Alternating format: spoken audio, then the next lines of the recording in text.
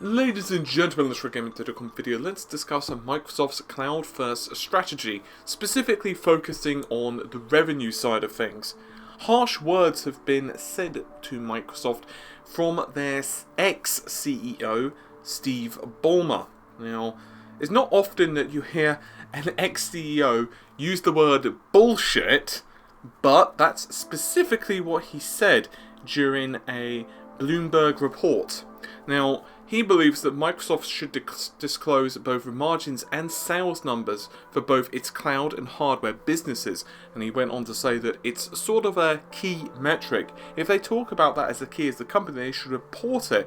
And then, once again, he characterized it as bullshit with the company's use of annualized revenue run rate, and he then describes that over a certain period of time extrapolated on a yearly rate. But he believes instead this should be pure revenue numbers by division. In other words, the purpose of that would be that you get a clearer understanding of what the company's individual businesses are really doing under the surface, rather than a kind of a generic overview. Now, Microsoft, it's fair to say, have not really done so well when it comes to the cloud and services, compared to what they did historically with Windows and Office. Like back in, let's say, 1998, 2000. Let's face it, you could not get away from PC Windows. It was literally impossible. That's no longer the case. Whereas beforehand, laptops and desktops, everything under the sun was a Windows-based system, whether it was Office, whether it was Windows, whether it was even bloody Hotmail back in the day. Now that's no longer the case. Yes, of course, we do have Windows on the phone. Yes, of course, we do have Windows technically on the Xbox One. And we do, of course, have Windows on the desktop, but despite all of that, Microsoft have lost some of the stranglehold on its market. You might also recall such keywords as unified and ecosystem and cloud and God knows what else. These are, of course, the phrases which are usually spouted when Microsoft are referring to the ability for developers to create something on a universal app scheme that will work across multiple Windows devices. Essentially, let's assume that you are Bob, and you as Bob want to develop something for the Windows Phone. That will, of course, naturally run on tablets, but if Microsoft had their way, many of those apps would then be easy to port and easy to publish on the desktop, on a Xbox One or whatever else. But Microsoft's primary reason behind doing this, well, one of the main reasons anyway, is phones. Essentially, developers have been a little shy to integrate into the Windows ecosystem when it comes to phones, and Microsoft's problems with the phone industry don't really require my explanation. They're pretty well documented. Unfortunately, Ballmer believes that this strategy just will not work. He believes that essentially Windows phones need to run Android applications. Now, you might recall it wasn't too long ago that Windows 10 phones would be able to run Android and iOS functionality. At least that was the plan. That was what they wanted to do. The Android tool was dubbed Australia. Australia? Hopefully I pronounced that correctly. Anyway, I'll read it out to you guys. Astoria. And essentially it was being worked on, but now it's done. They've said that it's on hold with no date. It's basically on hold until further notice. There's not really that much of a reasoning behind it. They've just pretty much cancelled it. And at the time, Microsoft said, and I quote, and this was a quote to Windows Central, "We're committed to offering developers many options to bring their apps to the Windows platform, including bridges available now for web and iOS, soon W32. The bridge is not ready yet, but other tools offer great options to developers." Now, it's a bit difficult to know whether Ballmer is right. He believes that yes, you need an Android compatibility to become popular and for them to really compete. Essentially, he believes that Windows phones, to really even have a chance of competing in the marketplace, they can't just do it can potentially run Office. They also need to be able to, and I mean users, they also need to be able to go to the Android marketplace where there's a massive ecosystem on there. And it's a bit of an interesting dilemma, because emulation is not necessarily the best way to go. Because the problem with emulation, as you can imagine, is A, it requires a lot of user performance, and B, you can have problems running emulation. Because obviously software compatibility, that type of deal. And the problem with emulation, therefore, is that you can get small developments, small updates, and it can really easily hose the compatibility.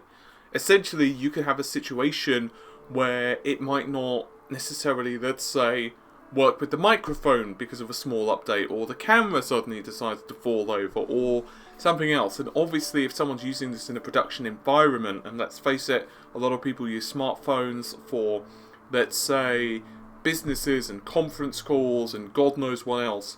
That's not to say that you can't get emulation right. You can, and it can be absolutely solid and bulletproof. Unfortunately, it also requires a lot more work. Microsoft possibly want to push Windows 10 more to the mobile side, which they are doing, but it's really hard to argue that it's as successful as what they'd hoped. Now, Windows 10 on the desktop does have some cloud-like functionality.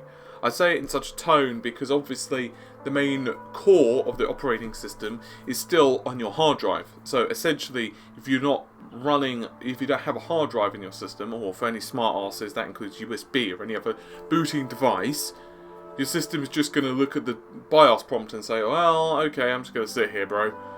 Of course it needs something to run from. But things such as forced updates have pissed a lot of people off, and there are reports of people losing massive quantities of data because of them. And I don't like forced updates. There's numerous reasons behind it. It does have some benefits, meaning that Uncle Bob is not going to be running an old Windows version to the point where every hacker and their mother have managed to basically compromise every single file on his system.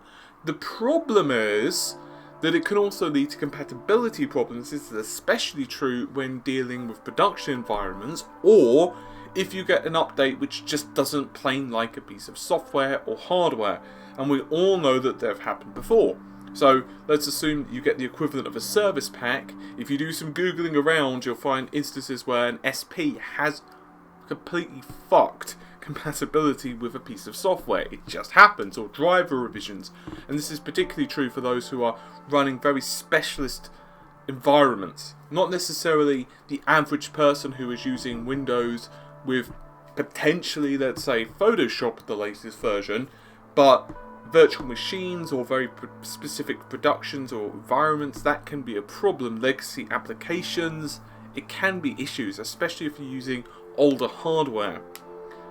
The other issue, naturally, is that an update could just be bad, and that can also sneak past. For example, a certain update could be incompatible with a myriad of different pieces of software in combination with a certain piece of hardware, and it doesn't matter how rigorous your bug testing is, it is physically impossible to be sure that a driver or a piece of software is compatible across a massive ecosystem like Windows PCs. It's just virtually impossible.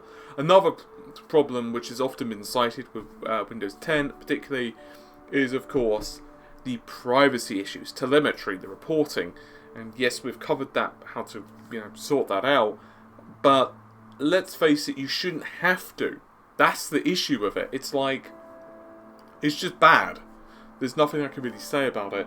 Now, I'm not going to argue that I think eventually Microsoft are going to be very successful, particularly when it comes to the desktop and the all-in-ones, because let's face it, essentially for a desktop, particularly if you're a gamer, you've got one of two options.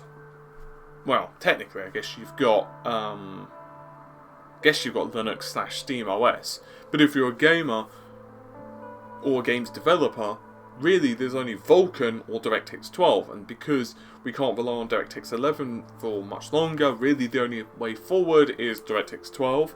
So therefore, eventually, whether people bitch, groan or whine or complain, you're going to have to move to Windows 10 or Steam OS, potentially Vulkan. So it's kind of like they've got you locked in that respect. But for phones, it's not like that. And we all know that Apple have, well, let's just say they're pretty popular. Let's go with that. But Apple are not the only one. And if you were to do some Googling, you'll see that Samsung, LG, HTC and dozens of other companies are putting out really great smartphones. Some of them are cheaper, some of them not so cheaper, but many of the most popular ones, of course, are using Android, and there are many reasons behind that, but Android is one of the biggest operating systems in the world. It is frequently updated, and honestly, the feature set is becoming more and more robust. So I'm not saying Windows 10 is a failure, and I don't necessarily know if Steve Ballmer is 100% right. His quotes are quite harsh, particularly bullshit. But still, the man kind of has a point. Anyway, hopefully you've enjoyed the video. I'll see you soon. Take care. Bye for now.